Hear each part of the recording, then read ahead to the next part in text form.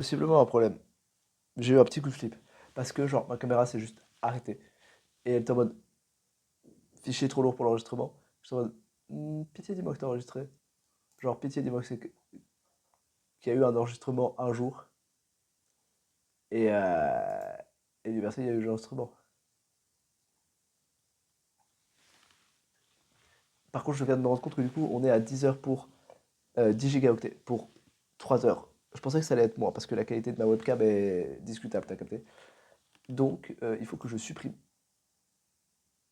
des fichiers en fait, juste pour avoir la place de tout mettre, ce qui est terrible. Enfin, terrible, c'est pas terrible. Il y a plein de fichiers que je dois enlever de mon ordinateur, mais du coup, ça coupe le podcast. Alors que je suis sûr que j'étais en train de dire quelque chose de très intéressant. J'ai totalement oublié ce que j'étais en train de dire, évidemment. C'est exactement comme l'amnésie post-examen. C'est genre, tu sors d'un examen, t'as totalement oublié ce que tu voulais dire et ce que tu venais de dire. Bah là, c'est exactement la même chose. Du coup, ça va être un restart complet de bah, tout. C'est-à-dire que littéralement, on recommence. C'est-à-dire, je sais de quoi j'ai parlé, mais j'ai absolument oublié de quoi j'ai pas parlé. Il faut que je remonte ça. Sinon, ça va faire bizarre. Voilà, parfait. Et j'ai absolument oublié de quoi j'ai pas parlé.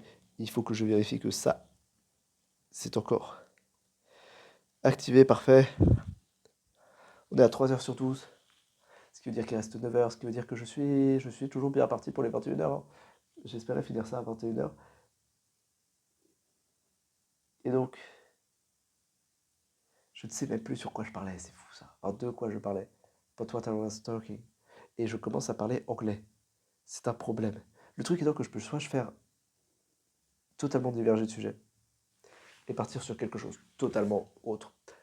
Soit, non, j'étais sur le jeûne de 7 jours, le fait que c'est difficile, que l'ennui est plus difficile que la difficulté, donc que la discipline ne fonctionne pas à long terme, donc il faut voir les incitations. Et donc j'étais sur le fait d'envoyer les enfants des gens à la guerre, que ça marcherait mieux niveau incitation, que donc de ce point de vue, oui, on était sur le sens de la vie, et le fait que si tu vois que le sens de la vie, si tu crois que par exemple que le sens de la vie c'est le bonheur, et que tout le monde a à peu près ce sens de la vie, que tu ne considères pas qu'il y a des gens qui peuvent avoir un sens de la vie différent, forcément, tu vas vouloir que l'État assure le bonheur des gens. Encore plus si tu penses que ton bonheur est externe. Ça aussi, il faut en parler. C'est-à-dire que tu as un truc qui s'appelle le locus de contrôle. Qui est en gros, où est-ce que tu penses, locus ça veut dire lieu en fait. Où est-ce que tu penses, d'où vient le contrôle dans ta vie? Est-ce que c'est un contrôle externe? C'est-à-dire que, est-ce que c'est les événements extérieurs qui influencent ta vie? Ou est-ce que c'est toi qui influences ta vie? Évidemment, c'est pas oui, non, hein. C'est-à-dire que c'est un continuum et tu as un locus de contrôle plus ou moins interne. Pareil, le fait d'avoir un locus de contrôle interne est corrélé négativement avec la dépression, les symptômes dépressifs en général. C'est-à-dire que plus tu penses que tout est de ta faute et que tu es responsable de tout dans ta vie, étonnamment moins tu es dépressif. Parce que bah, justement, tu as l'impression de contrôle. Qui est vrai ou qui est pas vrai, hein, mais c'est assez facile de s'en rendre compte par exemple. Est-ce que tu es bon en maths? Mhm. Est-ce que tu penses que tu pourrais être bon en maths? Il y a plein de gens qui te répondent non. Il y a plein de gens, ils ont admis dans leur tête qu'ils seraient mauvais en maths. Ça devient un truc identitaire. C'est généralement un signe d'un locus de contrôle plus ou moins externe. Après, tu peux avoir un locus de contrôle externe sur un truc et très interne sur quelque chose d'autre. C'est pas. Tu peux avoir. Ça peut collaborer dans ta tête. Tu peux avoir les deux en même temps sur des sujets différents. Mais la plupart du temps, c'est quand même quelque chose de général. Et en fait, ça se relie à ce que je disais sur l'entraînement. Est-ce que tu penses que ça s'entraîne ou pas? Si tu penses que ça s'entraîne, que tout s'entraîne, bah, tu as un locus de contrôle très interne. Si tu penses qu'il y a plein de choses qui sont innées et qui ne s'entraînent pas et qui dépendent de ta génétique, ton environnement, ce genre de choses, tu as un locus de contrôle très externe. Et ma voix est en train de partir. C'est un problème.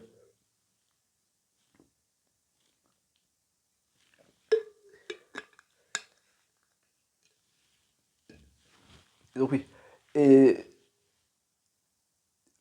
c'est en fait c'est généralement lié à ça. C'est-à-dire que je pense que plus tu as un locus de contrôle interne, c'est-à-dire plus tu penses que tout est en ton contrôle, plus tu as eu tendance à pas aimer l'état. À pas aimer que quelqu'un vienne te dire quoi faire. Parce que tu es en mode, mais non, mais je peux le faire tout seul. Enfin, qu'est-ce que tu me racontes? Donc, ça provoque généralement des problèmes avec l'autorité, qui est la raison principale pour laquelle les gens arrêtent les études ou ne veulent pas être salariés. C'est juste, frérot, j'aime pas qu'on me dise quoi faire. Je peux le faire tout seul, merci. Et là, j'écoutais il y a pas longtemps un tailor, je sais pas comment on dit en français, un tailleur, donc un mec qui fait des costumes, qui, dans un podcast, et il disait, il va falloir que je le traduise, mais la position basée sur l'autorité, dans l'autorité basée sur la position, c'est du management. L'autorité basée sur la compétence, c'est du leadership. J'ai pas de traduction pour leadership et management, donc tu iras te faire voir. Mais en gros, si un mec a de l'autorité sur toi parce que parce qu'il est là, quoi. Si le prof a de l'autorité parce qu'il est prof. Si le patron a de l'autorité parce qu'il est patron, c'est du management et c'est l'enfer. Si un mec a de l'autorité parce qu'il est compétent, si il est patron parce que c'est le meilleur, parce que c'était le meilleur employé, si un mec est prof parce que c'est le meilleur prof, s'il a de l'autorité en tant que prof parce que c'est le meilleur prof, parce qu'il t'enseigne trop bien, ça tient du leadership et en fait c'est trop simple à suivre. Et il y a plein de gens qui sont dans des positions indépendamment de leurs compétences. Et ça, c'est injuste. Tu sens bien que c'est injuste. Et ça crée des problèmes. En plus. C'est-à-dire que non seulement c'est injuste pour le mec qui était compétent et qui aurait pu être dans cette position, mais en plus de ça, ça crée des embrouilles. Parce que t'as pas envie de suivre un mec qui te démontre pas par A plus B qu'il est plus compétent que toi sur ce qu'il fait. J'ai pas envie. Ok, quand un prof me donne des conseils de vie, j'ai pas envie de l'écouter. C'est normal. Qu'est-ce que je considère pas qu'être prof c'est rater sa vie, mais il y a certains profs qui ont raté leur vie. Et pas parce qu'ils sont profs, juste en général ils ont raté leur vie. Si quelqu'un dont j'ai pas envie de voir la vie me donne un conseil, peu importe sa position, peu importe qu'il soit président, ministre, général, PDG d'une boîte du CAC 40, frérot, j'ai pas envie d'avoir ta vie et j'écouterai pas tes conseils. À l'inverse, j'écoute religieusement les conseils des gens dont j'ai envie d'avoir la vie. Et c'est assez basique, par exemple, quand un mec. Ok, euh, on va aller sur des sujets controversés parce que niquez-vous, en fait, quand un mec dépressif me dit de m'ouvrir à mes émotions, bah, je l'écoute pas. Parce que il est dépressif, frérot. Et désolé, mais si t'es dépressif, t'as pas un mot à dire sur comment être heureux. À l'inverse, si t'es heureux, t'as un mot à dire sur comment être heureux et j'écoute. Genre, quelqu'un qui est heureux, mais frérot, mais il me dit que pour être heureux, il faut prendre des douches froides, mais je le fais. D'ailleurs, je l'ai fait. Et ça marche. Et il y a plus de chances que ça marche parce qu'il est heureux que parce que ça va. Que s'il ne l'était pas. Ça, le truc. Un mec qui est pauvre, jamais je l'écoute sur comment gérer mon argent ou comment gérer ma carrière. Frérot, t'es pauvre. Je vais pas. je- Tu peux me parler de plein de choses, hein, mais pas de comment gérer mon argent. Et c'est normal. Par exemple, je suis. Maintenant, je suis relativement petit bourgeois. Qu'est-ce que je ne suis pas? Je suis nul en skate. Je pue la merde en skate. Et si un jour je donne un conseil sur comment faire du skate, mais ne m'écoutez pas. C'est normal. Et en plus, je ne donnerai jamais de conseils sur comment faire du skate. J'ai des relations, ça c'est simple, ça va. Hmm, je suis pas un bodybuilder. Si un jour je donne un conseil sur comment bodybuilder, mais frérot, mais dis-moi de faire ma gueule directement. Je, je suis pas compétent. Et c'est assez basique. Et en fait, ça marche avec plein de choses. Et c'est juste un critère de choix de écouter les conseils ou pas qui est évident et que plein de gens n'appliquent pas. Et donc la compétence doit être la base de l'autorité, pas l'inverse, pas la position. Et c'est pas. D'ailleurs, l'argument d'autorité, en fait, il y a. Comment est-ce qu'il y a Il y a un argument d'autorité qui est valable. Un mec heureux qui m'explique comment être heureux, il a une autorité sur le sujet. Et il a une autorité valable sur le sujet. Ce qu'on devrait dire, c'est un argument de position. Mais c'est bizarre d'appeler ça un argument de position. Donc, l'argument de position, c'est un sophisme. C'est de dire, docteur Artel a dit que. Blablabla. Et le blablabla, après, c'est pas parce que c'est docteur Artel qui l'a dit hein, que c'est vrai. Et tu vois bien que si un docteur en virologie t'explique un truc sur un virus, il a probablement plus raison que quelqu'un d'autre. Mais déjà, il devrait pouvoir prouver ses dires. C'est-à-dire que, indépendamment du fait qu'il soit docteur ou pas, il devrait pouvoir montrer les faits qui sont à l'appui de ce qu'il dit. Et surtout, c'est pas parce qu'il est docteur en n'importe quoi qu'il a quelque chose à dire sur quoi que ce soit d'autre. Et ça, c'est un truc. C'est les anciens prix Nobel. Regarde les, si tu veux t'amuser, les opinions des anciens prix Nobel. De n'importe quoi. Ils pètent un câble, tous. Parce qu'en fait, on les écoute sur des sujets où ils ont pas leur mot à dire, en fait.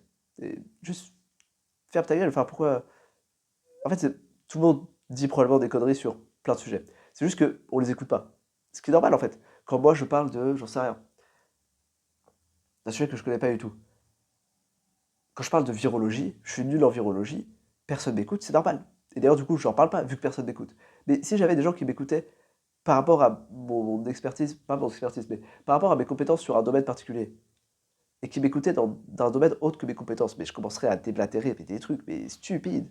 Et les gens les écouteraient, ce serait terrible. Et donc là, une grande partie des prix Nobel pètent un câble avec ça. Parce qu'on leur donne une légitimité extrapolée, finalement. C'est terrible. Et l'argument d'autorité, en fait, ça devrait s'appeler un argument de position. C'est pas parce que t'as une blouse blanche que je dois t'écouter. C'est pas parce que t'es prof que je dois t'écouter. C'est pas parce que t'es docteur que je dois t'écouter. C'est parce que tu soignes un cancer que je dois t'écouter sur comment soigner un cancer. Ça, oui, déjà plus. Et surtout, c'est parce que tu montres des faits que je dois pouvoir. Enfin, des faits et l'explication des faits que je dois considérer que ce que tu dis est vrai. Pas parce que t'es docteur, machin truc. Et c'est la deuxième fois que je vérifie. Oui, ça tourne aussi. Let's go. Est-ce que j'ai toujours de la batterie? Yay, let's go. Donc, normalement, pour l'instant, rien ne s'oppose aux 12 heures de podcast. Rien ne s'oppose, à part peut-être j'ai oublié comment ça s'appelle. L'espace de stockage de mon PC.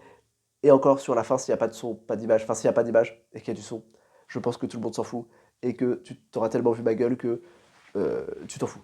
D'ailleurs, je viens de capter qu'il fallait que je parle plus avec les mains qu'avant. Parce qu'en gros, j'ai tendance à. En gros, vu que je suis en train de jeûner, mes muscles sont légèrement affaiblis. C'est-à-dire que normalement, je peux me tenir droit pendant l'infini, quoi. Et donc parler avec mes mains comme ça. Mais vu que mes muscles sont légèrement affaiblis, notamment le bas du dos, je sais pas comment je me suis niqué le bas du dos, je sais comment je me suis niqué le bas du dos, là n'est pas le sujet, j'ai tendance à mettre mes mains par terre comme ça, et du coup je peux pas parler. Voilà, c'est terrible. Je peux pas parler avec les mains, alors que ça aide de fou à la concentration. Et à la compréhension en général.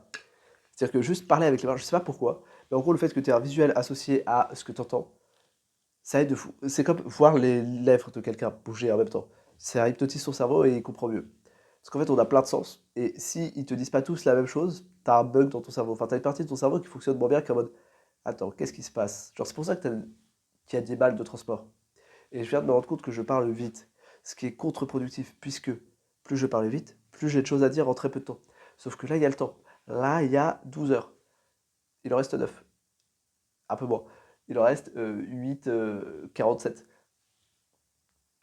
Et donc, si je veux pas être à court de choses à dire très vite, il faut que je parle lentement en plus. Parler vite, ça nique ma voix et ça nique ma respiration. D'ailleurs, il faut que je respire aussi. Je viens de me rendre compte de tout ce que j'étais censé faire. Bref. Et normalement, c'est plus agréable de m'écouter là. Normalement. C'est pas sûr. C'est pas sûr du tout. Mais bref. T'as plusieurs sens. T'as pas 5 sens d'ailleurs. Ça, c'est. Je sais pas ce qui s'est passé avec les 5 sens. Il y a eu un pétage de câble global là-dessus. C'est-à-dire qu'on a considéré que t'avais 5 sens. Je sais pas pourquoi. C'est mystérieux. Sachant que, bon, ok, bon, tu les connais tous. Les 5 sens connus, tu as le toucher, la vue, l'odorat, l'ouïe, le goût. Sauf que tu as aussi la thermoception. Je sais pas si on appelle ça la thermoception, mais en gros, le fait de sentir la chaleur ou la fraîcheur, la douleur, la proprioception, le fait que même les yeux fermés, tu peux savoir où sont tes membres dans l'espace. Et d'ailleurs, il y a des gens qui n'ont pas de proprioception. Enfin, il y a des maladies qui font que tu n'as pas l'un de tes sens. D'ailleurs, il y a probablement statistiquement un mec qui est tellement malade qu'il a aucun des sens, et donc il est en isolation sensorielle totale. Ça doit exister, j'adorerais lui parler. Il peut pas parler du coup, vu qu'il est muet, mais. Parce que si t'es sourd, généralement t'es muet. Mais j'adorerais voir ce qu'il y a sur cette. Il ne doit pas y avoir grand-chose. Ça doit être waouh. C'est peut-être la preuve la plus consistante qu'on pourrait avoir de l'existence de Dieu. C'est-à-dire que, ok, ouais, je suis parti un peu loin, et on est qu'à 3 heures. Mais à une époque, euh, des mecs un peu fous se sont demandé quelle était la langue de Dieu. Quelle langue parle Dieu? Grande question. Et tout le monde voulait que Dieu parle sa langue, basiquement. C'est-à-dire qu'au Portugal, on voulait que les mecs parlent portugais, enfin que Dieu parle portugais. En France, on voulait qu'il parle français. Au Vatican, on disait qu'il parlait latin. Bref. Et donc on s'est dit, bah, comment tester ça? Soyons scientifiques. C'est basique. Dieu a créé l'homme à son image. Donc, si t'apprends pas de langue à un enfant, il parle la langue de Dieu. Et donc on verra quelle langue c'est. Et donc t'as le roi du Portugal, il me semble. En gros, tu prends deux enfants, tu les fous dans une salle, avec quelqu'un qui vient mais qui n'a pas le droit de leur parler. Ok, juste pose la nourriture, les enfants se nourrissent et tout. Quelle langue ils parlent? Vraie question, d'après toi, quelle langue ils parlent? Aucune, ils meurent. Un enfant, ça a besoin d'affection pour survivre. Assez basique. Donc bref, on a eu ce délire sur la langue de Dieu. Et là, ça doit être la même chose avec le mec qui, statistiquement, il y en a bien un qui est né un jour, qui n'a aucun essence. Qu'est-ce qu'il y a dans son cerveau? J'aimerais trop savoir. Mais je pense qu'on ne saura jamais. Ce qui est triste. Bref, t'as plein de sens. Et quand certains de ces sens entrent en conflit, par exemple quand tu es en voiture, ton oreille interne, donc ton sens de l'équilibre, te dit frérot on tourne, et alors que tes yeux te disent frérot on tourne pas. Ou l'inverse, ou ce genre de... Enfin bref, quand les sens cafouillent quoi. T'as envie de vomir. Pourquoi t'as envie de vomir? Je sais parce que moi aussi genre j'ai eu le mal de transport pendant très longtemps, et le mal de transport c'est ça, c'est juste une dissociation dans tes sens. Et ton cerveau se dit, ce qui se passe c'est que ton cerveau se dit putain on est empoisonné. Parce qu'en fait, la raison principale évolutive qui fait que dans la nature, tu te retrouves avec un conflit de sens, c'est que tu as pris un champi et que c'était pas le bon champi. Que c'était pas fou, quoi. Et tu prends un peu cher. Et donc, tu as avalé un truc empoisonné, quel est le réflexe? Vomir. Voilà, c'est pour ça que tu vomis quand tu es dans les transports. Et c'est là qu'on voit le pouvoir du cerveau, c'est-à-dire que si tu arrives à te convaincre que t'as pas pris de champi, que tout va bien, et en fait, t'as plus envie de vomir. Parce que tu peux t'auto-convaincre de juste le fait que t'es pas empoisonné. Et c'est, voilà, si un jour t'as le mal des transports, je sais qu'en tout cas, moi, ça marche. Genre, j'ai toujours le mal des transports. Et quand j'étais petit, je vomissais. Maintenant, je me répète dans la tête que non, ça va bien, j'ai pas pris de champi. Et ça va, ça passe. Et d'ailleurs, prendre des champis, pour certaines personnes, ça aide. C'est pas un conseil, ceci n'est pas un conseil thérapeutique. C'est juste, je dis ça à titre informatique. Titre informatique? Informationnel? Message à caractère informatif. Informatif, à titre informatif. Et donc, j'allais où avec ce conflit de sens? Très bonne question. Oui, t'as plein de sens, qui sont faits pour être utilisés, en fait, pour ta santé mentale. C'est-à-dire que là, on revient encore une fois, putain, ère industrielle. Chez... On enchaîne, hein. Je crois que c'est un thème récurrent sur ce podcast. À quel point on est niqué. Le fait d'être sédentaire, le fait d'avoir des micro-conflits de sens. C'est-à-dire que par exemple, tu vois, t'entends quelqu'un parler, mais tu vois pas bouger ses lèvres. Ou tu le vois pas du tout d'ailleurs. Ça s'appelle un téléphone. Belle invention. Et ben en fait, genre, ça crée des micro-trucs. Je suis quasiment sûr. J'ai pas les études scientifiques sur le sujet. Je suis un peu moins sûr de ce que je dis. Ce que je dis là est plus de la neuroscience qu'avant. Mais je suis quasiment sûr que ça crée des ralentissements dans le cerveau. Genre que ça te rend. Ça rend certaines tâches beaucoup plus compliquées. Alors que si je parle avec les mains, tu vois, si je parle avec. Si tu vois mes lèvres, s'il y a la synchro labiale en même temps. D'ailleurs, j'ai failli oublier de clapper pour aligner le son et la vidéo. Mais sinon, on est à combien? 3h18. Ouais, j'essaierai de m'en souvenir. J'essaierai. Euh, mais ouais, je pense que si t'as pas la synchro labiale, si t'as pas tout ça, bah, en fait, c'est beaucoup plus dur de se concentrer. C'est beaucoup plus dur de retenir les informations. C'est d'ailleurs pour ça que les profs qui parlent de manière laconique, on va dire, c'est chiant en fait, tu retiens rien. Parce que, pareil, le cerveau est fait pour retenir des émotions. Celle-là, elle est bizarre, mais en fait, la mémoire, c'est surtout des émotions. T'es pas fait pour retenir des chiffres. T'es pas fait pour retenir des informations pures. T'es fait pour retenir des concepts, des émotions et des liens surtout, des histoires. Genre le cerveau est bien câblé pour construire des histoires. Par exemple, en termes de mémoire, si je te dis le roi est mort le 17 juin, la reine est morte le 2 septembre, ça fait deux informations. En vrai, ça fait quatre. Mais bref. Si je te dis le roi est mort le 17 juin, euh, j'arrive pas à savoir combien de temps ça fait. Un, 2, 3, 3 mois, 2 mois. 2 mois et 14 jours après, non, 2 mois et 21 jours après, la reine est morte de chagrin. T'aurais tendance à dire que ça fait plus d'informations. Mais en fait, pour le cerveau, c'est plus facile à retenir. Parce qu'il y a une histoire, parce qu'il y a un fil conducteur. Et en fait, la compréhension, c'est ça. La compréhension, genre quand on dit comprendre, c'est mieux qu'apprendre. Comprendre, c'est faire des liens logiques. C'est avoir la même idée qui vient de plusieurs sources et l'appliquer à des domaines différents. Et le meilleur moyen, c'est de le faire dans la vraie vie. C'est d'appliquer. Quand tu appliques quelque chose, ça devient très concret. Ça devient très compréhensible, du coup. Et donc pareil, on revient sur pourquoi l'école c'est le diable. T'es pas fait pour apprendre des chiffres comme ça, genre t'es pas fait pour apprendre des informations purement théoriques, abstraites. D'ailleurs, c'est à l'époque où le papier coûtait trop cher pour écrire ces cours. Les mecs apprenaient leurs cours pendant que le prof le disait. Et même pour remonter plus loin, il y a des mecs qui récitaient l'Iliade en entier de tête. T'as lu l'Iliade? J'ai lu l'Iliade. Et à l'époque, c'était en vers. Les traductions sont pas en vers, mais l'Iliade, c'est écrit en vers, en grec ancien.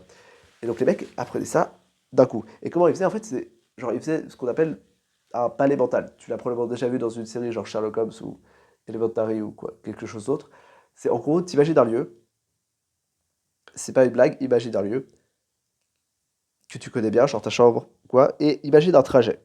Genre tu vas de ta chambre aux toilettes, ou de chez toi à faire les courses, ou de chez toi au cours, bref. Et tu places des repères visuels qui te rappellent ce que tu veux rappeler, ce dont tu veux te rappeler. Bref, par exemple, si tu penses à un chiffre, tu places soit le chiffre directement, soit une allégorie du chiffre. Par exemple, pour le chiffre 1, tu peux prendre quelque chose de plus pétant dans ta tête que le chiffre 1, tu peux prendre un 1. Tu sais, Attila le 1, genre la tribu barbare qui a niqué les Romains. Bah, pas que les Romains, mais. Puis ils sont pas la seule source de la fin de la civilisation romaine. Oh, c'est un sujet aussi. Ça aussi, c'est un sujet à part. Mais bref, on n'ira pas là-dedans, pas encore. Ou alors je fais une giga digression. Je peux. Bref, l'histoire de la chute de Rome. Non, en plus, c'est pas un sujet sur lequel je suis très compétent. J'ai écouté 2, 3, 4, 5, 6. J'ai lu 2, 3 livres, mais pas plus. Donc, c'est pas très compétent sur le sujet, donc on va la fermer. Et est-ce que je viens de flex? Oui, je viens de flex très fort. Alors, j'ai pas lu 2, 3 livres sur le sujet, j'en ai lu que 2. Et il parlait pas que de ce sujet. Par contre, sur les podcasts, ouais. Bref, c'est un gigaflex, là n'est pas le sujet.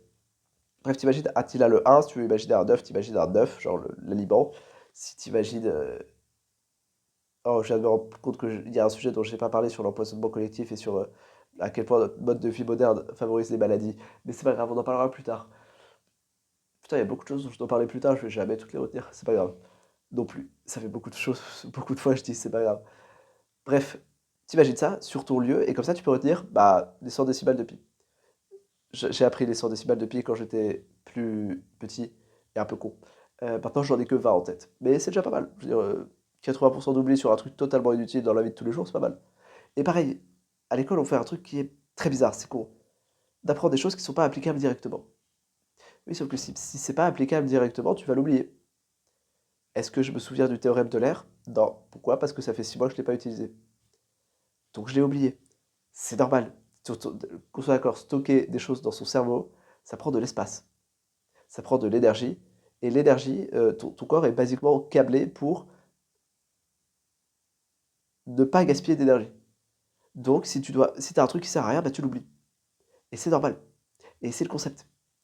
Et c'est pour ça que pour retenir les prénoms des gens, il faut déjà avoir une raison suffisante de retenir les prénoms des gens, et surtout, il faut le répéter beaucoup pour que ton cerveau enregistre que, eh, faut l'enregistrer. C'est mieux, c'est mieux, c'est mieux. On en aura besoin. Bref, l'école, le mode d'apprentissage qu'on a à l'école n'est pas fait pour ça. Et donc le palais mental, ça marche très bien. Parce que c'est émotionnel, parce que c'est visuel, parce que ça implique tous tes sens. Et d'ailleurs, c'est mieux, si tu utilises ton palais mental, de l'utiliser avec plusieurs sens. Genre d'avoir les sons, d'avoir les odeurs, d'avoir le toucher. C'est mieux d'ailleurs si tu fais de la visualisation en général. Oh putain, on va faire une digression sur la visualisation. Allons-y. Donc en gros, l'idée que en imaginant dans ta tête une scène, tu peux. En gros, ton cerveau fait pas exactement très bien la différence entre l'imagination et la réalité.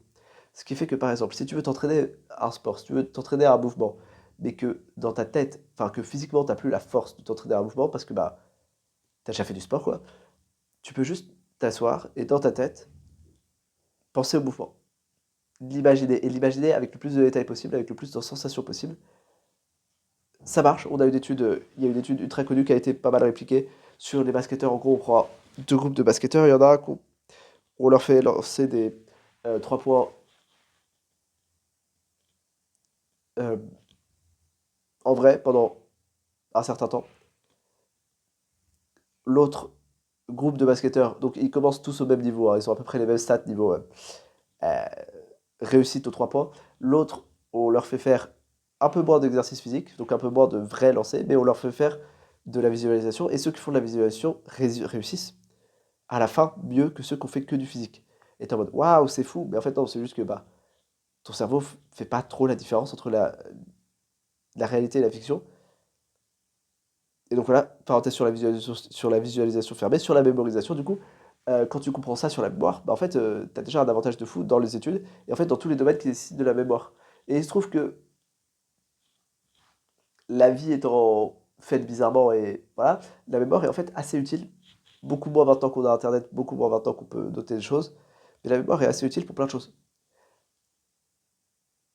Et dans les exemples que j'ai, en fait, la mémoire à court terme, surtout la mémoire de travail est très utile. La mémoire à long terme est ultra utile, par exemple, pour sociabiliser. Et ça, on le voit pas venir. Mais en fait, c'est l'une des utilités principales. C'est-à-dire que soit tu es un psychopathe et tu notes les infos sur les gens, soit juste tu les retiens. Mais genre, ça fait trop plaisir quand quelqu'un remarque que tu as changé un truc. Mais pour ça, il faut qu'il se souvienne que tu avais l'ancien, tu vois, et qu'il y a le nouveau. Pour remarquer qu'il y a le nouveau, il faut se souvenir qu'il y avait l'ancien, et de à quoi ressemblait l'ancien. Et en fait, ce niveau de mémoire, tu vois, cette capacité à stocker des informations, ça montre à la personne que tu as fait un effort. Ce qui n'est pas forcément le cas, hein. C'est-à-dire que si tu as une bonne mémoire, et si tu as entraîné ta mémoire, parce que pareil, la mémoire, ça s'entraîne, et bah, ça prend pas beaucoup d'efforts de juste retenir des prénoms, retenir des infos à la con. Et ce qui fait que, par exemple, je me souviens que ma voisine en SVT de table en biologie était végétarienne. Voilà, en sixième. Je me souviens que la meuf qui était 2 rangs derrière moi en CM2, sa mère était contrôleuse de train. Ça sert à rien. Mais tu vois, si un jour je les revoyais et que je leur disais ça, ils seraient en mode ah, genre il s'est souvenu, il a fait l'effort. Alors que non, hein, je sais pas, enfin, j'ai ça sur tout le monde. Mais avoir une bonne mémoire, c'est ultra utile pour sociabiliser avec des gens. C'est aussi ultra utile pour avoir des conversations fluides. C'est-à-dire que là, on s'en rend compte avec le podcast. Mais si j'avais pas une bonne mémoire, je serais obligé de revenir sur mes notes ou de faire des notes pour sortir des choses, sortir des sujets de conversation. Ce qui en fait dans la vraie vie est pas possible déjà, parce que quand tu as une conversation avec quelqu'un, bah tu peux pas sortir tes notes en plein milieu, c'est chelou. En vrai, on devrait généraliser le fait de sortir ses notes en plein milieu d'une conversation, mais tu peux pas, bref. Et surtout, ça permet d'aller sur plein de sujets différents. Parce que, on va aller sur la théorie d'une conversation, parce que, étant aspirant podcasteur, étant donné que le but c'est de devenir le meilleur podcasteur du monde, je suis assez bon sur comment faire des bonnes conversations. En tout cas, je suis meilleur que la majorité de la population pour l'instant, et dans pas longtemps, genre dans un an, je serai l'un des top 1% dans le monde, hein, je pense, en termes de capacité à avoir des conversations intéressantes avec n'importe qui. Ok, on peut voir une conversation comme ayant trois axes. T'as à quel point la conversation est fluide, c'est-à-dire à quel point ça passe d'une idée à l'autre sans coupure net, sans transition chelou. Ok? T'as à quel point la conversation est profonde, à quel point tu vas profondément dans le sujet. Et t'as à quel point la conversation permet de générer de nouvelles idées, à quel point la conversation est excitante, à quel point elle est productive, à quel point chacun ressort avec de meilleures idées. Alors, à quel point, ensemble, on crée des meilleures idées. Et en fait, ces trois compétences qui sont différentes, c'est la pensée dissociative. Ok, pensée dissociative, pensée associative. Et le troisième, j'oublie toujours, pensée convergente. Ok. Non, pensée divergente, pensée convergente, pensée associative. C'est dans ce sens-là. Pensée divergente, c'est basique. Pour le tester, d'ailleurs, pour le tester scientifiquement, l'exemple est très marrant. J'ai ici du sel. Enfin, une salière, pas un truc de sel, t'as capté. T'as 1 minute pour me dire tout ce que je peux faire avec cette salière. Enfin, tout ce qu'on peut faire avec cette salière. Et oui, je mange du sel. Et oui, je suis une putain de chèvre. Voilà. C'est ça le jeu. Et c'est un jeu très marrant à faire avec tes potes, sachant qu'il n'y a pas de bonne ou de mauvaise réponse. Si tu me dis que cette salière, je peux l'envoyer à la gueule du prochain martien que je croise, c'est une réponse. Le truc important, c'est le nombre de réponses. Pas qu'elle soit valide ou pas qu'elle soit totalement conne ou pas. Si tu me dis que je peux m'en servir comme de cale-porte, si tu me dis que je peux faire un trou dedans, mettre du sulfate dedans qu'on ne connaît pas, et m'en servir pour faire un canon, pour envoyer des balles de tennis très loin, c'est valable. C'est totalement con, mais c'est valable. C'est... La question, c'est pas est-ce que la réponse est valable ou pas, c'est combien de réponses tu peux donner en 1 minute. Bref, ça, c'est la pensée divergente. C'est la capacité à penser à plein de trucs. C'est la capacité à étendre, tu vois, à avoir plein de sujets. Et ça permet c'est ce qui permet de passer d'un sujet à l'autre. C'est-à-dire que c'est ce qui permet d'avoir plein d'idées. À partir d'un seul mot, tu as plein d'idées. Et donc, la conversation peut rebondir de manière assez fluide. Tu as une autre partie qui est la profondeur. Ça, c'est la pensée convergente. C'est à quel point tu peux faire des analogies, à quel point tu peux aller d'une idée à l'autre, enfin, à quel point tu peux te servir de toutes tes connaissances précédentes sur une idée, sur un point, à quel point tu peux converger. Et ça permet d'aller en profondeur. Par exemple, c'est ce que je fais c'est ce que j'essaye de faire avec ce podcast. C'est-à-dire que on saute d'un sujet à l'autre assez rapidement, mais pas non plus trop rapidement. Si on passait trop rapidement, la conversation serait superficielle. Là, l'idée, c'est de laisser assez de temps et de réussir à se concentrer assez sur un point pour amener plein de nouvelles idées sur ce point précisément, pour converger. Et tu as la pensée associative qui est la capacité à créer de nouvelles idées en associant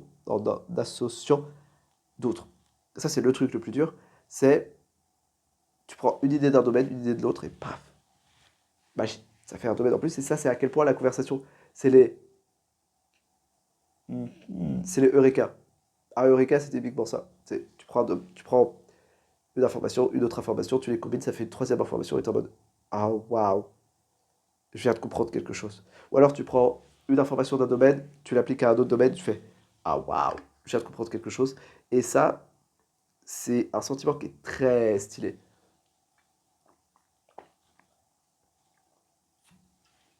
À avoir, ces gens. En tout cas, moi, j'adore ce sentiment. J'adore oh waouh, on vient de capter un truc ensemble. Et c'est ce que permet de faire des conversations, ce que permet de faire des podcasts. Et donc, tu peux dire, ok, 3 compétences, j'ai capté, comment les améliorer? Comment on fait pour être mieux? Et en fait, il y a des exercices pour être mieux dans chacune de ces sous-compétences et qui permettent d'avoir des conversations plus intéressantes. Et est-ce que je suis en train de te dire que le fait d'avoir des conversations intéressantes, ça s'entraîne? Oui. Bon, déjà, avoir une bonne mémoire, c'est pas mal, parce que tu peux retenir plein d'éléments, ce qui permet de jouer plus facilement avec les événements. C'est-à-dire que même si tu n'as pas une pensée divergente de fou, si tu connais plein de choses, c'est en fait facile de rebondir sur t'as- même si tu n'as pas une capacité à te raccrocher à d'autres domaines qui est incroyable, le fait d'avoir plein d'éléments auxquels se raccrocher, ça fait que à la fin, tu t'en sors quand même. Mais pour augmenter ta pensée divergente, par exemple, bah, tu as le jeu du 1 minute que je t'ai présenté. Et tu le fais avec tout. Et à la fin, tu vas voir que bah, tu es meilleur. Tu peux sortir des trucs plus what the fuck, tu peux sortir plus de choses en 1 minute. Et en fait, ça réduit tes filtres. C'est ça le truc. C'est que la plupart du temps, en fait, on a plein d'idées. On a tous de l'imagination, on n'a juste pas trop de filtres pour exprimer nos idées. On a trop peur d'exprimer la mauvaise idée, on a trop de filtres. C'est vraiment le nom, on a trop de barrières qui empêchent les idées de sortir. Alors qu'en fait, des idées, on en a plein. Et parfois, les filtres sont tellement internalisés que tu te rends pas compte que tu as les idées. Donc, comment enlever les filtres? Bon, bah, il y a ce jeu. En gros, basiquement, dire des conneries, quoi. Il y a un jeu, c'est du théâtre d'improvisation, mais le théâtre d'improvisation, les mecs sont forts pour réduire les filtres. Parce qu'en fait, c'est un peu leur but. En fait, le jeu, c'est tu claques en haut, en bas, en haut, en bas, et tu dois dire un mot à chaque fois. N'importe quel mot. Et peu importe le mot, même s'il est français ou pas. Et tu vas de plus en plus vite, et tu te rends bien compte qu'au début, t'es nul, mais après, tu t'améliores, et en fait, tu réduis tes filtres. T'habitues ton cerveau à être en mode, je dis ce qui passe par la tête. Et en fait, c'est trop bien de dire ce qui passe par la tête, c'est trop libérateur. Parce qu'en fait, le filtre, tu dépenses 2 fois de l'énergie. Tu vois ce que je veux dire? C'est-à-dire que tu dépenses de l'énergie à penser au mot, et tu dépenses de l'énergie à supprimer le mot. La barrière prend de l'énergie. Parce que c'est pas juste une. Enfin, genre tu poses une barrière, elle est toujours là dans la vraie vie. Mais mentalement, c'est à chaque fois que tu as un nouvel élément, tu dois le contrer, le filtrer. Et ça prend de l'énergie à chaque fois. Et donc juste dire ce qui se passe par la tête, c'est miraculeux. C'est absolument miraculeux. Et j'ai déjà oublié les sujets sur lesquels j'avais dit que j'avais oublié des choses. C'est pas grave. Que j'avais oublié de dire des choses, c'est pas grave. De toute façon, il reste très longtemps. Il reste 8h30 pour en parler. C'est long, 8h30. C'est quasiment en plein temps. C'est totalement à plein temps. Il me reste un plein temps à faire. C'est fou ça, c'est dingue. Et en fait, je suis trop heureux parce que c'est là aussi que tu vois que le podcast c'est une passion chez moi. Pas une passion, mais que c'est une vraie obsession. C'est que j'ai plus d'énergie après que avant. Intellectuellement, je suis moins là, t'as capté. Mais après, je suis trop excité. Après avoir fait un podcast. Genre, je peux arriver dans un podcast, chez quelqu'un, être en mode viens, on parle, et tu vois, je suis à moitié là, j'ai un peu mal à la tête, je suis saoulé par quelque chose et tout, je ressors, je suis clean, mon âme est clean. Bref, donc la pensée divergente, tu l'entraînes comme ça. Tu l'entraînes, ça revient basiquement à entraîner sa spontanéité, et c'est une capacité qui est ultra utile pour l'imagination et le fait de résoudre des problèmes. En plus du fait de faire une conversation, mais si t'as un problème, c'est plus simple de penser à plein de solutions. Tu penses à plein de solutions et à la fin, t'en as une qui est bonne. Bizarre. Bref, tu penses à plein de solutions, à la fin, il y en a forcément une qui est bonne. T'as la pensée convergente. Alors, la pensée convergente, l'idée, c'est de réfléchir. C'est assez basique. C'est d'écrire sur un sujet, de faire des essais. Tu vois, le truc en philo qui était chiant que tu faisais. En fait, c'est ça. Mais en fait, on te l'a mal vendu en philo. C'est-à-dire que vu que tu choisis pas le sujet, bah, c'est chiant. C'est de la merde. T'as pas envie. Est-ce que t'as envie de réfléchir à. J'en sais rien. J'ai pas d'exemple de sujet de philo. C'est dire à quel point c'est chiant. Est-ce que t'as envie de réfléchir à un sujet de merde de philo? Non. Est-ce que t'as envie de réfléchir à. euh, Comment trouver l'amour? Déjà plus. Déjà, c'est plus intéressant, tu vois. Comment être en bonne santé? Comment vivre longtemps? Après, je sais pas exactement quels sont tes centres d'intérêt, mais t'as capté. Ce genre de choses, bah, d'un coup, c'est plus intéressant. Et en fait, juste s'asseoir, écrire, marcher, y penser, plutôt, marcher et penser longuement sur le sujet, bah, en fait, ça entraîne ta pensée convergente. Ça t'entraîne à aller profond dans un sujet, tu vois. Et plus tu le fais dans un cadre artificiel, entre guillemets, plus dans un cadre général, tu vas le faire. Et tu vas te rendre compte que, déjà, pareil, pour la résolution de problèmes, qui est quand, en fait, genre, l'une des compétences les plus utiles dans la vie, puisque la moitié du temps qu'on passe, c'est à résoudre des problèmes. Donc bon, autant le faire vite, autant le faire bien, tu vois. C'est ultra utile, juste la capacité de, tu vois une solution, et t'es en mode, on va examiner la solution, et on va y penser profondément, et on va voir les conséquences de premier ordre, second ordre, c'est trop bien. Et la pensée associative, faut juste laisser le temps. Laisser le temps, il n'y a pas beaucoup d'autres choses. En fait, le fait d'écrire sur plein de sujets peut aider, le fait de se forcer à faire des analogies, mais c'est dur de se forcer à faire des analogies. Disons que ça vient un peu tout seul. Pour l'instant, j'ai pas encore trouvé comment améliorer sa pensée associative de manière folle. Le seul truc que tu peux faire, c'est améliorer, être, laisser plus de chance à ton cerveau de faire des associations. Ce qui en fait se résume par éteins ton putain de téléphone, arrête de mettre de la musique et prends une douche en silence. Genre, c'est pour ça que d'ailleurs plein de gens ont des idées sous la douche. C'est parce que ils n'ont pas de surstimulation quand ils sont sous la douche. Et donc ils laissent le temps au cerveau de penser. Juste regarde les arbres. C'est beau les arbres, de toute façon. Donc regarde les arbres. Et tu auras des idées. Parce que ton cerveau, si tu le laisses tranquille, il trouve des trucs. T'es intelligent, t'inquiète. Et ben, si on t'a dit que t'étais pas intelligent, on t'a menti. D'ailleurs, les adultes mentent. J'en suis de plus en plus persuadé. Et oui, c'est un truc d'ado de 15 ans en rébellion. Mais un, je suis pas en rébellion ouverte. Et deux, j'ai plus 15 ans. Et à 15 ans, je le pensais, mais j'en étais pas sûr. J'avais l'instinct, on va dire. Là, j'en suis très sûr. Et ben quand j'ai en train de mourir. Parce qu'en fait, ok, Descartes. Descartes, philosophe français, doute méthodique, scepticisme total. Ok, c'est quoi? En gros, le mec, il arrive, il te dit, t'as aucun moyen de savoir ce qui est vrai est vrai. Tu me vois, ouais, mais tu peux être dans un rêve. Tu vois, dans un rêve, il se passe des trucs bizarres et tu ne te dis pas que c'est un rêve. Parce que si tu peux te dire que c'est un rêve, ça fait un rêve lucide. Et d'ailleurs, tu peux t'entraîner à considérer que c'est bizarre. Mais là n'est pas le sujet. Enfin, si, là, il y a un peu le sujet. Bref, dans un rêve, tu vois, il y a des illusions d'optique, donc tes sens te mentent.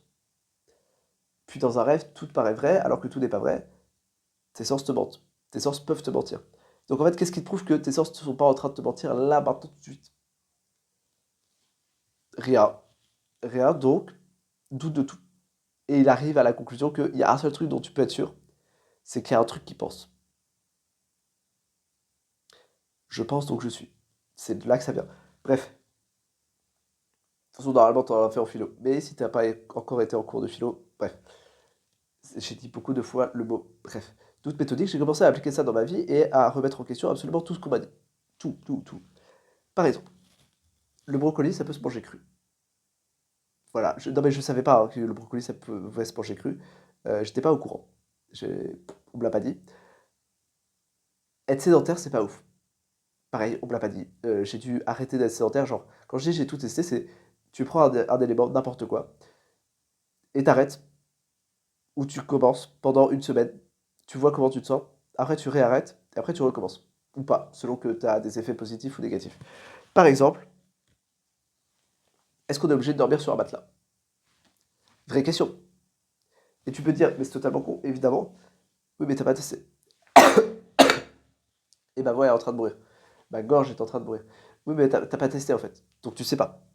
Si ça se trouve, c'est mieux de dormir pas sur le sol. J'ai testé pendant un mois. C'est mieux de dormir sur un matelas. Mais au moins, je sais.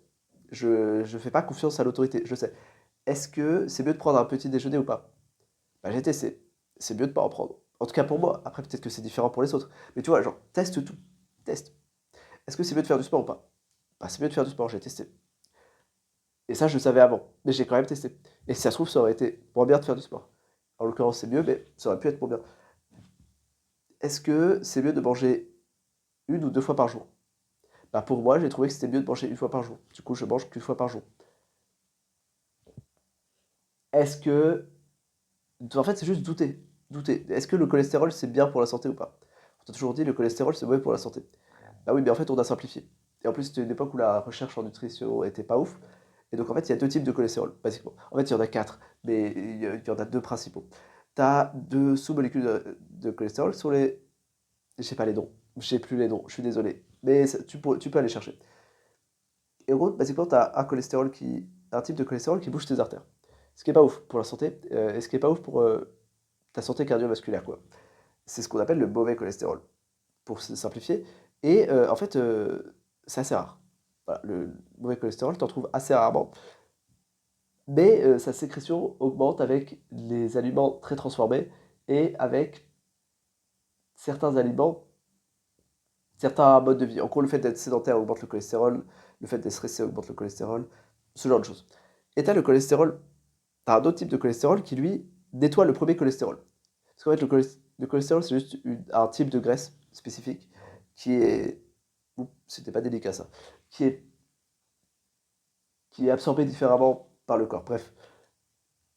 Et qui est le cholestérol qu'on retrouve dans la plupart des aliments avec beaucoup de cholestérol. Et les trucs qu'on t'a dit, c'est mauvais pour la santé, il ne faut pas en prendre trop. Par exemple, les œufs, par exemple, la viande.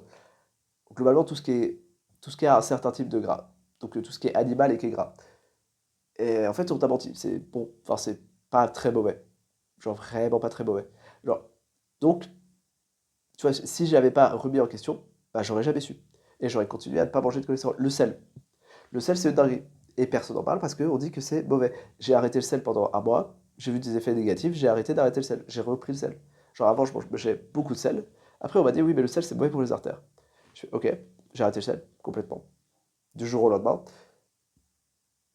j'ai vu des effets négatifs sur un mois, j'ai arrêté, j'ai repris, j'ai revu les effets positifs, j'ai fait ah, donc c'est utile. Puis après, j'ai vu la recherche. Et en fait, oui, le sodium, en gros, ce qui se passe, c'est que vaut mieux avoir trop de sel que pas assez de sel dans son corps. Parce que trop de sel, tu peux. En fait, c'est assez facile à éliminer. Tes rats font un super job sur ça. Vraiment, remercie tes rats parce que putain, ils sont forts. Et en gros, basiquement, si t'as trop de sel, tu pisses plus, quoi. C'est le seul truc qui peut se passer. Mais si t'en as pas assez, il se trouve que le sodium, qui est l'ingrédient principal du sel, enfin, ce que tu trouves principalement dans le sel, euh, sert aux neurones. C'est-à-dire qu'en fait, tous les neurotransmetteurs, tout ce qui permet à tes neurones de communiquer entre eux, c'est à base de sodium. Donc, si t'en as pas assez, tu deviens con, basiquement. Et tes muscles fonctionnent moins bien. Aussi parce que j'ai pas totalement compris pourquoi, juste vu que tes muscles fonctionnaient moins bien. Donc, trop de sel, c'est mieux que pas assez de sel. Et donc là, je bouffe du sel, mais bon, là, en l'occurrence, parce que je suis un jeune, il faut des, des électrolytes, mais sans les calories qui vont avec. Et d'ailleurs, je viens de me rendre compte que c'était peut-être pas très intelligent de faire ça au sixième jour de jeûne, parce que là, je suis au niveau où j'ai pas non plus énormément d'énergie et où mon cerveau fonctionne pas énormément très bien. Hop là, t'as vu. Donc c'était probablement plus intelligent de le faire avant. Mais c'est pas grave. Là n'est pas la question. De toute façon, ce qui est fait est fait. C'est trop tard. Et donc oui, il y a plein de trucs comme ça, où tu crois que c'est vrai, mais en fait c'est pas vrai. Par exemple, c'est aussi vrai sur le style vestimentaire. On t'a dit, En fait, on t'a pas dit, mais partout autour de toi, les gens s'habillent d'une certaine manière. Je sais pas comment s'habillent les gens autour de toi, mais ils s'habillent d'une certaine manière. Est-ce que tu as testé les autres styles? Non, j'ai testé les autres styles. Et du coup, j'ai trouvé le style qui me va bien. Le style que j'aime bien, tu vois. Et je l'ai fait parce que j'ai trouvé, parce que j'ai testé, parce que j'ai douté, parce que j'ai vu tout le monde autour de moi faire quelque chose. Et j'ai décidé, bon, on va faire l'inverse, quoi. C'est une phrase de Tugan Barra. Donc Tugan Barra est un mec du marketing qui est trop fort. Et il dit, si trois personnes dans une pièce pensent la même chose, c'est du fascisme. Je suis un peu d'accord. Je suis un peu d'accord. Je suis même totalement d'accord. Et du coup, on est à deux personnes sur trois dans une pièce. Mais, putain, j'ai trop envie de seul. Euh, ouais, c'est deux personnes.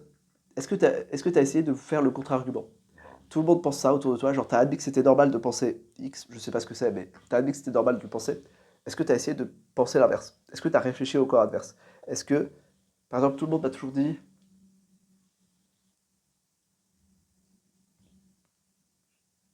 ok, j'ai grandi avec l'idée que détruire, détruire des emplois, c'est mal.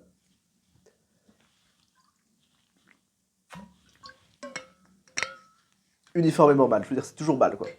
C'est toujours une mauvaise chose. Puis après, je fais, ben oui, mais est-ce que c'est vrai? Puis après, j'ai regardé, puis je fais, bah non. Il y a des cas où c'est bien de détruire des emplois, des emplois. Si tu remplaces des mecs qui font un job mécanique ultra chiant à l'usine par un robot, bah en fait, pour eux, c'est pas ouf parce qu'ils sont au chômage, mais pour la société en général, ça réduit les coûts, donc ça augmente le niveau de vie. Donc c'est une bonne chose. Et donc, en plus, ça crée de nouveaux secteurs dans lesquels ils peuvent se réinsérer, donc ça va. La destruction créatrice, c'est un vrai truc. Et il y a plein de choses comme ça, il y a plein d'idées où t'es en mode, bah oui, mais en fait, non. C'est juste que parce que tout le monde me l'a dit, je pensais que c'était vrai. Est-ce que la retraite, c'est souhaitable? Je suis pas sûr. De- En fait, c'est souhaitable si ton travail est pénible, mais est-ce que le travail doit être pénible? Pareil, j'ai toujours grandi avec l'idée que le travail, c'était pénible. Parce que je voyais tous les gens autour de moi, ils travaillaient, ils souffraient. Ah non, en fait, tu peux avoir un travail qui est trop bien, genre podcasteur. Tu vois, il y a plein d'idées comme ça, il faut juste tout tester, tout douter et tout refaire. Et oui, ça prend du temps, oui, ça prend de l'énergie, mais au moins, t'es sûr de. Disons que ça revient au truc de ne pas prendre de conseils de gens que tu n'aimes pas, à qui tu ne veux pas ressembler. Est-ce que je veux ressembler aux gens qui souffrent au travail? Non. Donc, est-ce que je devrais croire que le travail doit te faire souffrir? Non, absolument pas. Est-ce que je veux ressembler aux gens qui sont à la retraite? Non. Est-ce que je devrais prendre ma retraite? Non plus, je pense pas. Et c'est valable pour tout. Est-ce que après, il y a des idées qui sont plus abstraites, donc c'est plus compliqué de dire si c'est. Je vérifiais que le chauffage était allumé, donc c'est compliqué de d'utiliser ce conseil, enfin d'utiliser ce, comment on appelle ça? D'utiliser ce critère de vérité. D'ailleurs, c'est pas un critère de vérité absolue, c'est juste ça aide à guider tes décisions. En tout cas, moi je le fais et c'est trop bien. C'est vraiment une giga idée. Et là, on revient sur les sujets duquel je devais parler, mais dont j'ai oublié de parler. Et où j'étais en mode non, mais on en parlera plus tard. Je crois que ce plus tard est maintenant, mais je crois que j'ai déjà oublié les deux sujets. Parce que une dinguerie, oui, sur la mémoire. Évidemment, sur la mémoire. Et oui, on sauce du coq à l'âne. Cette expression n'a aucun sens. Tu peux pas sauter depuis un coq jusqu'à un âne, hein. Parce que sinon, le coq, il meurt, hein. Tu peux pas ride un coq, ça marche pas, hein. Je viens juste de me rendre compte. Bref, un autre truc que l'école fait mal. En fait, pour apprendre, faut avoir du plaisir. Ouais, je sais, c'est fou. Mais je veux dire, physiquement, quand t'as du plaisir, t'apprends mieux. Miraculeux, on s'en doutait pas. En vrai, si, on s'en doutait pas. On s'en doutait un peu. Mais je veux dire, c'est physiologique, c'est non négociable. Et si tu t'emmerdes, t'apprends moins bien. Non négociable non plus. Et l'école, c'est quoi? C'est chiant. Voilà. Du coup, est-ce que mon conseil, c'est de bavarder en cours? Oui, totalement. Genre, j'apprends mieux quand je suis à côté d'un de mes potes et qu'on rigole comme des cons.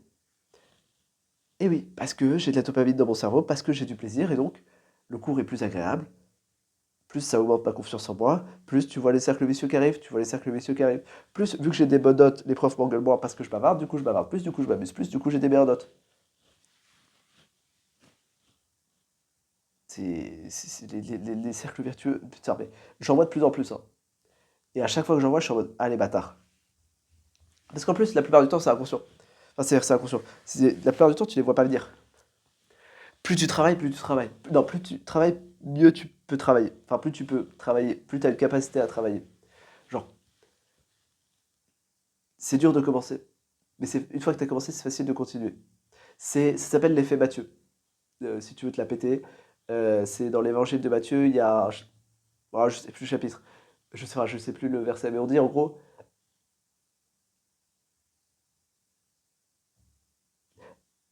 à ceux qui ont, on donnera tout, et à ceux qui n'ont rien, on prendra même ce qu'ils n'ont pas. Et c'est l'idée que plus tu fais quelque chose, plus tu peux faire quelque chose. Plus tu as quelque chose, plus tu peux avoir quelque chose.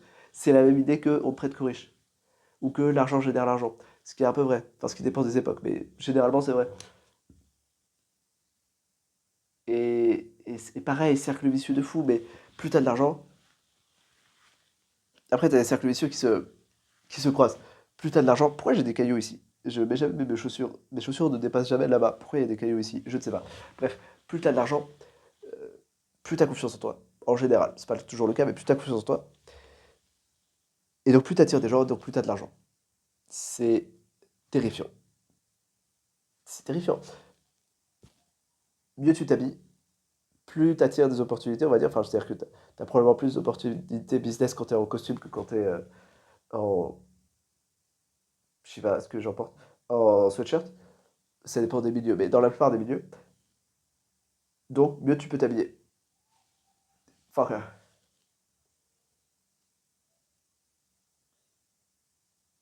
et ça marche avec plein de choses. Ça marche avec tellement de choses. Génétiquement, j'avais une théorie à une époque. Je sais pas si elle est toujours valable. Je sais pas si mes croyances ont changé la chose. Que on allait vers un schisme de la population. Dans la mesure où en gros, les riches devenaient de plus en plus riches, mais les gens intelligents devenaient de plus en plus intelligents, et que générationnellement parlant, ça allait se propager, et je le pensais, putain, je le pensais avant le transhumanisme et avant les modifications génétiques. Parce que oui, actuellement, on peut faire des modifications génétiques, c'est-à-dire qu'on a un outil qui s'appelle CRISPR qui permet de basiquement couper des bouts d'ADN et en remettre d'autres, c'est magique. Euh, on a déjà fait des humains génétiquement modifiés. Il y a eu deux jumelles en Chine. C'est un docteur, en gros, t'as une il a changé l'expression d'un gène qui fait qu'elles ont une certaine protéine. En gros, basiquement, elles ont moins de chances d'avoir le sida. Ce qui est plutôt cool. Mais ça reste une modification sur un humain, et donc tous les comités éthiques internationaux ont dit non, va te faire foutre. La Chine l'a fortement réprimandé et probablement envoyé dans un laboratoire pour qu'il continue ses recherches en toute impunité.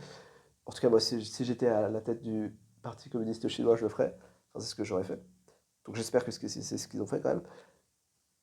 Et donc, on a déjà ces outils génétiques-là, mais imagine une fois que, genre, avec assez d'argent, tu pourras modifier génétiquement tes enfants. Putain, la dinguerie. On aura... Et ceux qui pourront pas, du coup, seront laissés sur le carreau. Ça, c'est triste. Enfin, c'est triste, c'est tragique. Et ça va créer plein de tensions sociales. Mais, et oui, je pensais à la divergence de l'humanité avant ça. Mais là, ça le renforce encore plus. Parce que, en gros, ma théorie était assez basique. Euh, si t'es intelligent, t'as pas de raison de faire des enfants avec quelqu'un de pas intelligent. À l'inverse, du coup, si t'es pas intelligent, t'as pas de raison de faire des enfants avec quelqu'un d'intelligent. Plutôt le mec intelligent, enfin la personne intelligente, t'as pas de raison de faire des enfants avec toi, donc tu fais des enfants avec quelqu'un de pas intelligent. Et c'est valable avec tout. Si t'es beau, t'as pas de raison de faire des enfants avec quelqu'un qui est pas beau. Sauf s'il est intelligent, sauf si ça compense. Mais donc, mon idée, c'était que, à la fin, une partie de la population allait maximiser la plupart des caractéristiques, pendant qu'une autre partie allait minimiser la plupart des caractéristiques. Et donc, qu'on allait avoir une branche avec qu'on allait avoir de moins en moins de mixité sociale, on va dire, et de mixité génétique. Et donc on est allé avoir une branche qui continuait d'augmenter, une partie de la population qui continuait de baisser d'un point de vue génétique. Donc à la fin, on aurait une séparation tellement grosse qu'elle serait visible. Et en fait, elle est déjà un peu visible, juste c'est pas génétique, c'est social. Mais par exemple, un jour, on était sur un ferry pour aller en Irlande, voyage scolaire, et je suis avec un pote, enfin je suis avec un ami, et on est tous les deux dans la même chambre avec deux autres mecs qu'on connaît pas. Et un soir, je sais pas, on se balade, on fait des conneries. On se passe une soirée très agréable, en très bonne compagnie. Bref, on s'amuse de fou, faut le dire. Et on revient et les mecs sont pas sortis de la cabine. Et on demande, mais les mecs, vous êtes pas sortis de la cabine? Ils sont en mode, bah non, on est resté là. Et genre là, j'ai capté qu'il y avait deux humanités. Pas deux humanités, c'est violent dit comme ça, mais qu'il y avait un schisme dans la population. En tout cas, qu'il y avait des gens qui étaient vraiment différents. Et que la réalité de l'un était de plus en plus incompréhensible pour la réalité de l'autre. C'est-à-dire que je comprends les mecs, parce que j'aurais été à leur place genre 3 ans plus tôt, 4 ans plus tôt, j'aurais fait la même chose qu'eux. Mais les mecs ont aucune chance de comprendre ce qu'on a vécu. Et mon pote, qui lui n'a jamais passé 8 heures par jour sur YouTube, n'a aucune chance de comprendre ce qu'ils ont vécu. Et je me suis dit, mais en fait, il y a plein d'exemples comme ça. Par exemple, le sport. Il y a plein de gens qui font pas de sport. Et en fait, beaucoup de ceux qui font du sport en font plus. Et alors, il y a vraiment un schisme. Et surtout, en fait, le schisme est global. C'est-à-dire que les gens qui... il y a des gens qui vivent beaucoup et des gens qui vivent peu. En tout cas, c'est l'impression que j'ai. C'est ce que j'observe. Peut-être que c'est pas vrai, mais disons que les gens qui font du sport, qui sont très sociaux, pas très sociaux, mais qui sont sociaux, euh, qui vivent beaucoup, qui sont en bonne santé, qui mangent bien et tout, sont... En fait, toutes les caractéristiques sont dans le même groupe de gens. Et à l'inverse, les gens qui sont très sédentaires, qui font pas de sport, qui sortent pas beaucoup, qui regardent beaucoup d'écrans et tout, pareil, c'est le même groupe. Et surtout, toutes les caractéristiques sont réunies dans le même groupe. Et donc, on a une différenciation qui est assez forte et qui provoque des effets, bah, en fait, pas ouf. C'est que moi, je suis dans le groupe qui sort beaucoup et tout. Enfin, pas qui sort beaucoup, pas au sens sortir, genre en boîte et tout, mais qui fait du sport, qui est très actif et tout. Et là, je me rends bien compte que euh, c'est tragique pour l'autre groupe, mais on est en train de les niquer, mais on est en train de les pulvériser sur toutes les métriques. On est en meilleure santé, on a plus de succès avec le sexe opposé, genre beaucoup plus. On est plus heureux, mais genre beaucoup plus heureux. On va probablement gagner plus quand on sera plus vieux. On est. Bah, c'est tragique, c'est tragique. Et donc vraiment, je pense que cette différenciation dans l'humanité va augmenter. Ce qui est en fait assez flippant. Puisque, puisque le désespoir, c'est... Comment est-ce qu'il est?